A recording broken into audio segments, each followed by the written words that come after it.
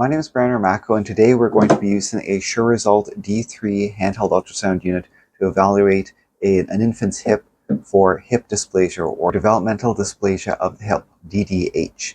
Now what this is the hip joint. It could be sort of malformed. The joint can be a little too shallow, making it easy for the hip to dislocate.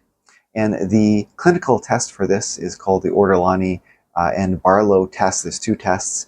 Basically, you dislocate the hip and relocate the hip. And if you can do it just as easy as that, and you clunk and clunk, well, then you know that you have hip dysplasia. So it's a very specific test. But those tests are not very sensitive. And in fact, that combination of tests may miss 2/3 of hip dysplasia cases.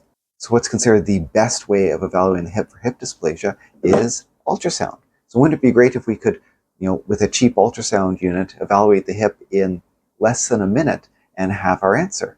And that's what we can do. We'll be using this and something called the Graf Method. We basically take one image in the coronal plane, we measure two angles, and we compare those angles to a chart, and then we have our answer. And it's as easy as that.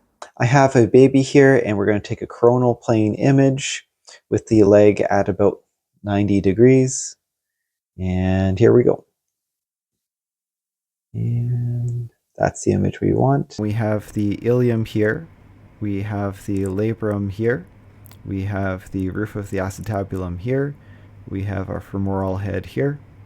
And I'm actually going to start with putting down a line. I don't actually want to measure any lengths here. But this is basically the line we need to measure from for our angles. And now I have two angles I need to get, our alpha and our beta.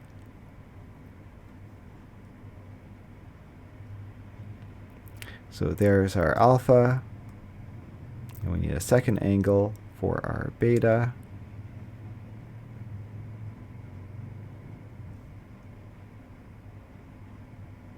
Our alpha in this case is 71.6, and that needs to be larger than 60 is normal. If they're less than 3 months old, then it needs to be larger than 50.